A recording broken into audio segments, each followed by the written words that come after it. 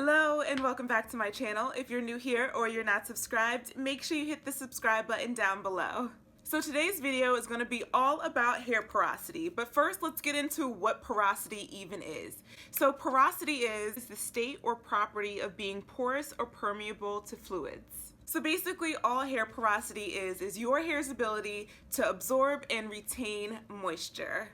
In order to maintain and grow healthy, natural hair, it's really important that you identify your hair porosity. After you've identified your hair porosity, you'll know exactly which products work for your hair and which ones don't. And you'll also be able to establish a hair regimen that works in accordance to your hair's porosity. So let's start by discussing low porosity hair. Low porosity hair is characterized by having a really tightly closed cuticle. If you spray your hair with water and the droplets just sit on top of your hair, or you put tons of products on your hair and once again it's just sitting on top of your hair, you probably have low porosity hair. Or if it's just generally dry, dull, frizzy, and brittle, you also probably have low porosity hair. So as I said, low porosity hair is characterized by having a really tightly closed cuticle. And what that means is, even though it's hard for water and whatever hair products you're using to get into your hair, once they're in your hair, it's hard for them to get out. And that poses a whole different problem.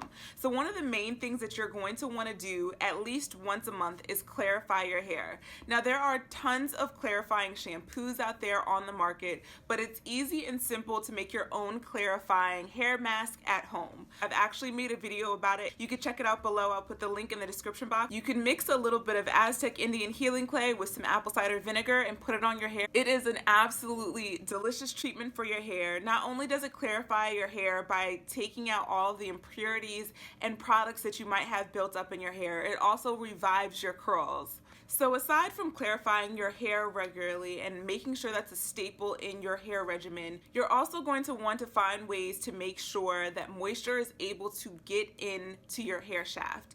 And one of the easiest ways to do that is through using heat. Now, most of the time you're going to want to use indirect heat to avoid getting heat damage. You can use things like hair steamers, hooded blow dryers, as well as blow dryers. Now, if you want to stay away from heat altogether, you can use the baggy method, and all that entails is just putting a whole bunch of whatever deep conditioner you're using in your hair and putting a shower cap over your head. Now this alone will work. You can use it for half an hour or more. You can even sleep in this, but to try to make sure that it's a really warm environment, especially if you're not sleeping in the hair cap, you're gonna wanna put a towel in your dryer, warm it up, and put that over the shower cap. What you will find is that all of the deep conditioner has penetrated your hair and you will be left with super soft, moisturized hair.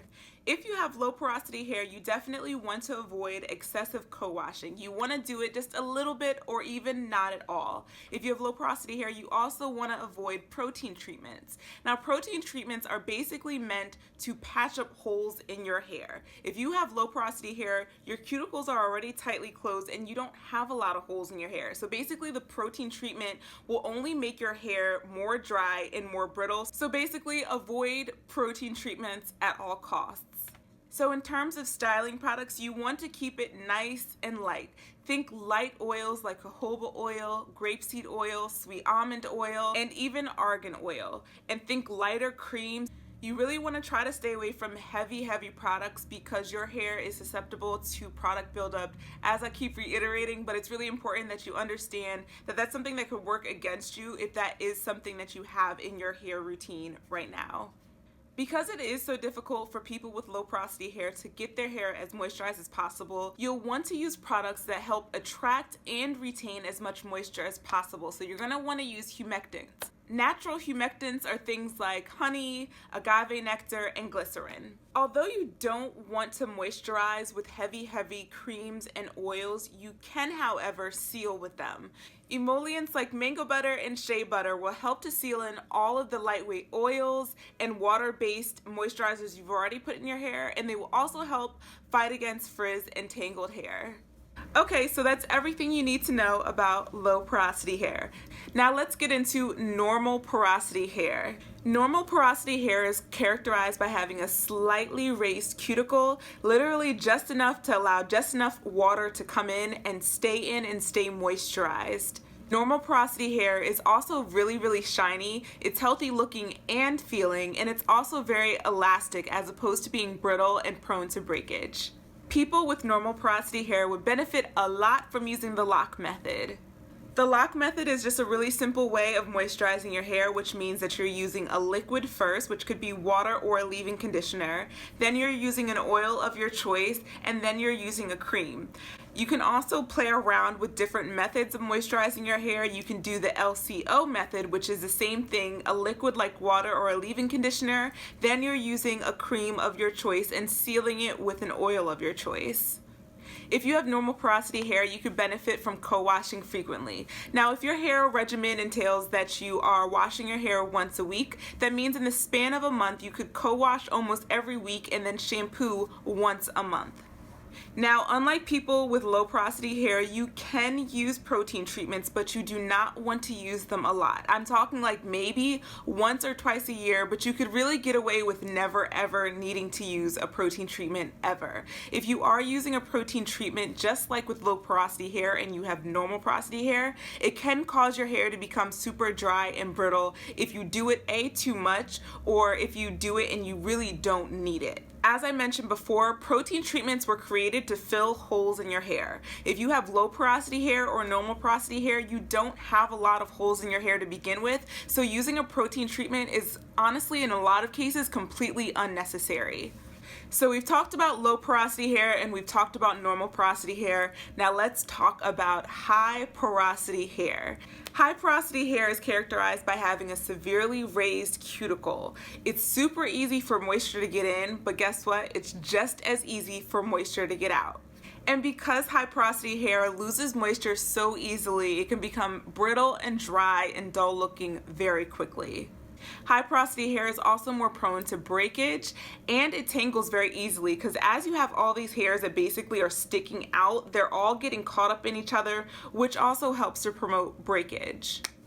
Now, even if you don't naturally have high porosity hair, you can get high porosity hair from things like chemical treatments and heat damage. Now, this is the one hair type that not only could benefit from protein treatments, you actually need to work it into your monthly hair care regimen. I'm talking about doing a protein treatment once a month. Don't overdo it and do it every week, but once a month is just enough. You will want to do this because, as I said, your cuticles are raised and you have lots of holes in your hair shaft, and you're going to want to plug those up essentially, and in order to do that, you're going to need to do a protein treatment. Now, there are a lot of protein treatments on the market that you can buy ready to go, but you can also do a lot of DIY protein treatments. DIY protein treatments for your hair usually consist of using products like eggs, yogurt, or mayonnaise because they're rich in fats and proteins. So as I said, if you have high porosity hair, make sure you're incorporating protein treatments into your monthly hair care routine. This is so imperative. Also, if you have high porosity hair, you're going to want to deep condition every single time you wash your hair. Now, unlike low porosity hair, where it is recommended that you use some heat, mostly indirect heat or direct heat, try not to use heat at all if you have high porosity hair. Your cuticles are already raised. You don't need heat making them open up even more. So for this, I would definitely only recommend using the baggy method that I mentioned earlier.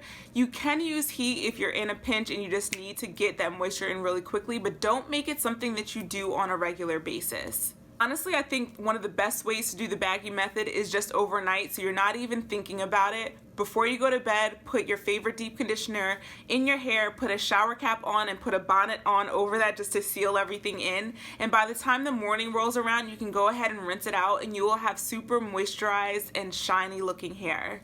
So having high porosity hair is like the exact opposite of having low porosity hair. With low porosity hair, you want lightweight oils. If you have high porosity hair, you want heavy oils and butters. Things like shea butter and olive oil are great. I'm personally a huge fan of extra virgin olive oil because it is one of the few oils that actually penetrates into the hair as opposed to just sitting on top of the hair as a sealant. Other great heavy oils are things like castor oil and Jamaican black castor oil, as well as avocado oil. If you have high porosity hair, a lot of your hair care regimen is going to be built around plugging up the holes in your hair shaft by doing things like protein treatments, and also trying to lay the cuticles on your hair shaft down. And you can lay down the cuticles on your hair shaft by doing things like apple cider vinegar rinses. You can do apple cider vinegar rinses in the shower once a month or up to 2 times a month. I wouldn't necessarily recommend doing it every week, but you can experiment with your own hair and see what it responds to best. If you want to do apple cider vinegar rinses each and every single time you wash your hair, and if you're washing your hair once a week, I would definitely recommend diluting your apple cider vinegar by either equal parts apple cider vinegar and water, or up to 2 parts apple cider vinegar and 1 part water. You can achieve similar results in trying to lay down the cuticles of your hair by doing aloe vera juice rinses or just rinsing with plain cold water. And if you have high porosity hair, you're going to want to use thick, and I mean thick, conditioners for added slip and just to also kind of coat down all of your cuticles to smooth them out, and it'll help with the detangling process as well. Now, I briefly mentioned aloe vera juice, but now I want to go in depth why it is so great for your hair and even better for your hair if you have high porosity hair. Aloe vera juice contains a similar chemical makeup as keratin, and keratin is the primary protein your hair is made of. It helps to rejuvenate hair with its own nutrients as well, like proteolytic enzymes and amino acids. And to top it all off, it also helps to promote shine, and it can be used in almost anything. Leave-in conditioners, you can add it to your shampoo, and you can also use it as a rinse. All products and regimens you use for low and high porosity hair will attempt to make the cuticles of your hair look normal. Those with low porosity hair will work to open their cuticles up and allow moisture to enter into the hair shaft. And those with high porosity hair will work to close their cuticle to keep moisture from escaping, while those with normal cuticles will work just to keep their cuticles balanced. So if you're still completely unsure as to what your own hair porosity is, you could take a hair porosity test. All you need is a glass of water and a strand of hair. You place the strand of hair in the glass of water, and if it falls all the way to the bottom, that means it's highly porous. You have high porosity hair. If it floats in the middle, you have normal porosity hair, and if it stays right on top, you have low porosity hair. So as you can see, your hair care regimen should be built upon what your hair porosity is. And this will just make it easier for you to keep your hair super moisturized, manageable, and of course, super healthy. Once you find the right products for your hair and the right regimen that works for your hair, your natural hair journey will be a breeze. As always, thank you so much for watching. If you're not subscribed, make sure you hit that subscribe button down below. And if you thought this video was helpful, make sure you give this video a big thumbs up as well. Thank you so much for watching, and make sure you stay tuned for the next one. Bye.